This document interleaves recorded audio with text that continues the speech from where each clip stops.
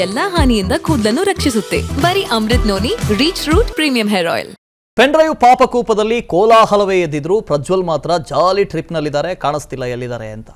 ಅಪ್ಪ ರೇವಣ್ಣ ಅರೆಸ್ಟ್ ಆಗಿ ಬೇಲ್ ಪಡೆದಿದ್ರೆ ಅಮ್ಮ ಭವಾನಿಗೆ SIT ಸಾಲು ಸಾಲು ನೋಟಿಸ್ ಕೊಡ್ತಾ ಇದೆ. ಅವರೂ ಕೂಡ ವಿಚಾರಣೆಗೆ ಹಾಜರಾಗ್ತಾ ಇಲ್ಲ. ಇತ್ತ CBI ಮೂಲಕ ಬ್ಲೂ ಕಾರ್ನರ್ ನೋಟಿಸ್ ಕೊಡಿಸಿ ಪ್ರಜ್ವಲ್ಗಾಗಿ SIT ಕಾಯ್ತಾ ಇದೆ. ಆದರೆ ಎರಡೆರಡು ಸಲ ಫ್ಲೈಟ್ ಟಿಕೆಟ್ ಕ್ಯಾನ್ಸಲ್ ಮಾಡಿ ಪ್ರಜ್ವಲ್ ಕಣ್ಣಾಮುಚ್ಚಾಲೆ ಆಡ್ತಾ ಇದ್ದಾರೆ.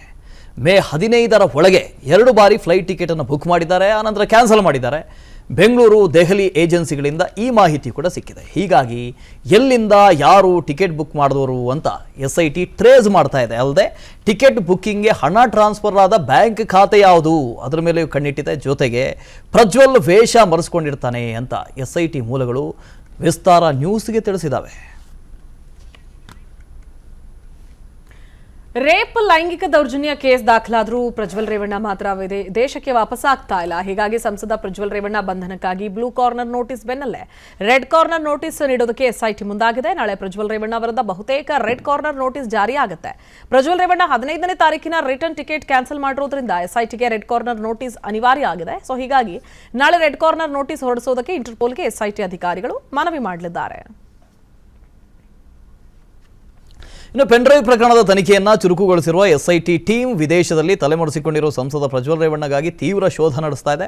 ಸಂಸದ ನಿವಾಸದಲ್ಲಿ ಅತ್ಯಾಚಾರ ನಡೆದಿತ್ತು ಅಂತ ಸಂತ್ರಸ್ತೆಯ ದೂರು ಆಧರಿಸಿ ಹಾಸನದ RC ರಸ್ತೆಯಲ್ಲಿರುವಂತಹ ಪ್ರಜ್ವಲ್ ಕಚೇರಿಗೆ ಆಗಮಿಸಿದ ತನಿಖಾಧಿಕಾರಿಗಳು ಪರಿಶೀಲನೆ ನಡೆಸಿದರು.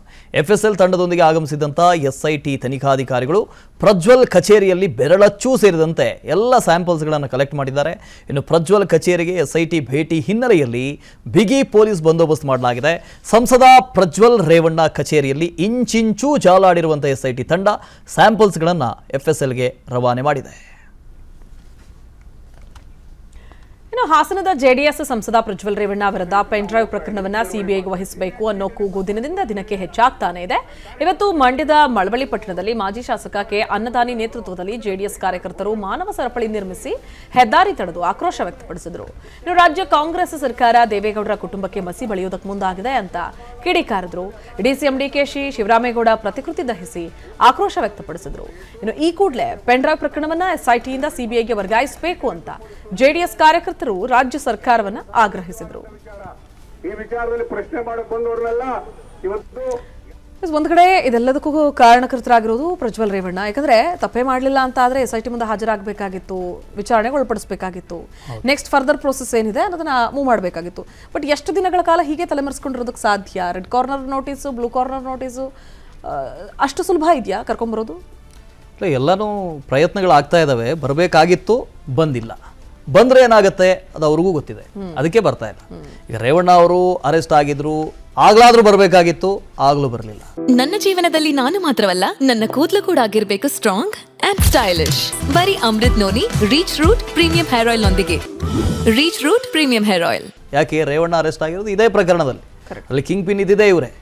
ನನ್ನ ಅಪ್ಪ ಅರೆಸ್ಟ್ ಆಗಿದ್ದಾರೆ, ನಾನಾದ್ರೂ ಬರ್ತೀನಿ ಅಂತ ಇದ್ದಿದ್ರೆ, ಅಪ್ಪನಿಗೆ ಹಿಂಸೆ ಬೇಡ ಅಂತ ಎಲ್ಲಾದ್ರೂ ಅವ್ರಿಗೆ ಅನ್ಸಿದ್ದಿದ್ರೆ ಬರ್ತಾ ಇದ್ರೇನೋ.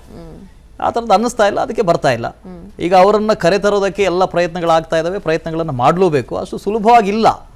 ಆದರೆ ರೇವಣ್ಣ ಅವ್ರು ರಿಲೀಸ್ ಆದ್ಮೇಲನಾದ್ರೂ ಬರ್ತಾರೆ ಅಂತ ಹೇಳಲಾಗ್ತಾ ಇದೆ. ನಾನು ಹೇಳ್ತೀನಿ ಅವ್ರು ಬರಲ್ಲ ಅಂತ. ಹೋಗಿ ಕರ್ಕೊಂಬರ್ಬೇಕು, ಅವರಾಗೆ ಅಂತೂ ಬರಲ್ಲ. ಬಿಫೋರ್ ದಟ್ ಈ ರೇವಣ್ಣ ಅವ್ರಿಗೆ ನೋಟಿಸ್ ಕೊಟ್ಟಾಗ್ಲೂ ಕೂಡ ಆರಾಮಾಗೆ ರಾಜಾರೋಷವಾಗಿ ಓಡಾಡ್ತಾ ಇದ್ರು. ಅದಾದ್ಮೇಲೆ ಪದ್ಮನಾಭನಗರದಲ್ಲಿ ಅವರು ಅರೆಸ್ಟ್ ಆದ್ರು. ಅದೇ ರೀತಿ ಇವತ್ತು ಭವಾನಿ ರೇವಣ್ಣ ಅವ್ರಿಗೂ ನೋಟಿಸ್ ಮೇಲೆ ನೋಟಿಸ್ ಸಿಗ್ತಾನೆ ಇದೆ. ಆದ್ರೂ ಅವ್ರು ವಿಚಾರಣೆಗೆ ಹಾಜರಾಗ್ತಾ ಇಲ್ಲ. ಯಾಕೆ? ವಿಚಾರಣೆಗೆ ಹಾಜರಾಗ್ಬಿಟ್ರೆ ಏನಂತಹ ದೊಡ್ಡ ಸಮಸ್ಯೆ ಅಂತ ಅನ್ಸುತ್ತೆ. ಕಾನೂನು ಮಾಡೋರಲ್ವಾ, ಒಂದು ಕಾಲಕ್ಕೆ ಕಾನೂನು ಮಾಡಿದವರು. ನಾವೆಲ್ಲ ಹೋಗಿ ವಿಚಾರಣೆಗೆ ಹಾಜರಾಗೋದೆಲ್ಲ ಚೆನ್ನಾಗಿರುತ್ತಾ? ಸ್ವಲ್ಪ ಕಾನೂನು ಮಾಡ್ಕೊಂಡ್ಬಂದವರು, ಅಷ್ಟೆಲ್ಲ ಆಳದವರು. ಬಟ್ ಕಾನೂನಿನ ಮುಂದೆ ಎಲ್ಲರೂ ತಲೆಬಾಗ್ಲೇಬೇಕಲ್ವಾ, ನ್ಯಾಯಾಂಗ ವ್ಯವಸ್ಥೆ ಮುಂದೆ ಒಬ್ರು ಬಾಗದ್ರಲ್ವ, ಅಷ್ಟು ಗೊತ್ತಾಗಬೇಕಿತ್ತು ಅವರಿಗೆ. ಇನ್ನೂ ಗೊತ್ತಾಗ್ತಾ ಇಲ್ಲ ಅಂದರೆ ಅದಕ್ಕೆ ಮೊಂಡುತನ ಅನ್ನೋದಾ ಅಥವಾ ಗರ್ವ ಅನ್ನೋದಾ ಏನನ್ನಬೇಕು ಗೊತ್ತಿಲ್ಲ. ನೋಡಿ ಅವ್ರು ಇದಾರಲ್ಲ, ಅದಿನ್ನು ಯಾವಾಗ ಬರ್ತಾರೋ ಏನು ಕಥೆನೋ ಗೊತ್ತಿಲ್ಲ. ಎಲ್ಲ ಪ್ರಯತ್ನಗಳಾಗ್ತಾ ಇದೆ.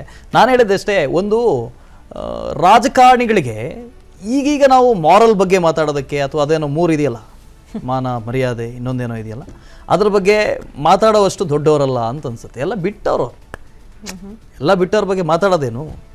ಇವರಂತೂ ಹೇಳಬೇಕಾ? ಇನ್ನು ಬಂದು ಯಾವ ಮುಖ ತೋರಿಸ್ತಾರೆ? ಯಾರು ಮುಖ ತೋರಿಸ್ತಾರೆ? ಅಷ್ಟು ಜನ ಗೆಲ್ಸಿದಾರಲ್ವ. ಇವತ್ತು ಮಾಡಿಲ್ಲ ಅನ್ನೋನು ಒಬ್ನೂ ಇಲ್ಲ. ಇಷ್ಟು ಜನರಲ್ಲಿ ಈ ವಿಡಿಯೋ ಮಾರ್ಫ್ ಮಾಡಲಾಗಿದೆ, ವಿಡಿಯೋದಲ್ಲಿರೋದು ನಾನಲ್ಲ, ವಿಡಿಯೋದಲ್ಲಿರೋದು ಆ ಮನುಷ್ಯನೇ ಅಲ್ಲ, ಯಾರೋ ಗ್ರಾಫಿಕ್ಸ್ ಮಾಡಿದ್ದಾರೆ, ಯಾರಾದರೂ ಹೇಳ್ತಾ ಇದ್ದಾರೆ, ಒಬ್ಬರಾದರೂ ಹೇಳಿದಾರ? ಎಲ್ಲ ಮಹಾನುಭಾವರಿಗೂ ಗೊತ್ತು ಈ ಥರದ್ದೊಂದು ವಿಡಿಯೋ ಇದೆ, ಇಷ್ಟೇ ವಿಡಿಯೋಗಳಿದೆ ಅಂತ ಇವಾಗಲ್ಲ, 1 ವರ್ಷ 2 ವರ್ಷದ ಹಿಂದೆನೇ ಗೊತ್ತು. ಆಗಲೇ ಹೇಳ್ತಾ ಇದ್ರಲ್ಲ ಯಾರು, ಪ್ರೀತಮ್ ಗೌಡ ಹೇಳ್ತಾ ಇದ್ರು, ಇದೇನು ಹೊಸಾತಲ್ಲ, 2-3 ವರ್ಷದ ಹಿಂದೆನೇ ಇತ್ತು ಅಂತ. ಸೊ ಮಾಡಿರೋದು ಹೌದು. ಈ ನೀಚ ಕೃತ್ಯಕ್ಕೆ ಮಾಡಿದ ನಂತರ ಯಾವ ಮುಖ ಇಟ್ಕೊಂಡು ಬರ್ತೀರಾ ನೀವು? ಅದಕ್ಕೆ ಅದೇ ಜನ ಆರಿಸಿದಾರಲ್ವ ನಿಮ್ಮನ್ನ, ಎಲ್ಲಿಗೆ? ಲೋಕಸಭೆಗೆ ಅಂತ ಆರಿಸಿ, ದೇಶ ಉದ್ಧಾರ ಮಾಡಿ ಅಂತ ಆರಿಸಿ ಕಳಿಸಿದ್ದಾರೆ. ಆ ಕೆಲಸ ಮಾಡೋದು ಬಿಟ್ಟು ಇಂಥವು ಅದಕ್ಕೆ ಬರಲ್ಲ ಅನ್ಸುತ್ತೆ ಈಗ. ಅಷ್ಟೇ ಆಗಿರೋದು. ಓಕೆ, ಅನುಕ್ಷಣದ ಸುದ್ದಿಗಳಿಗಾಗಿ ವಿಸ್ತಾರ ನ್ಯೂಸ್ ಯೂಟ್ಯೂಬ್ ಚಾನೆಲ್ ಸಬ್ಸ್ಕ್ರೈಬ್ ಮಾಡಿ. ಹೊಸ ಸುದ್ದಿಗಳ ನೋಟಿಫಿಕೇಶನ್ಗಾಗಿ ಬೆಲ್ ಐಕಾನ್ ಕ್ಲಿಕ್ ಮಾಡಿ. ಲೇಟೆಸ್ಟ್ ಅಪ್ಡೇಟ್ಸ್ಗಾಗಿ www.vistaranews.com ವೆಬ್ಸೈಟ್ಗೆ ವಿಸಿಟ್ ಮಾಡಿ. ಅಂಗೈಯಲ್ಲೇ ಜಗತ್ತಿನ ಸುದ್ದಿ ತಿಳಿಯಲು ವಿಸ್ತಾರ ನ್ಯೂಸ್ ಕನ್ನಡ ಆಪ್ ಡೌನ್ಲೋಡ್ ಮಾಡಿ.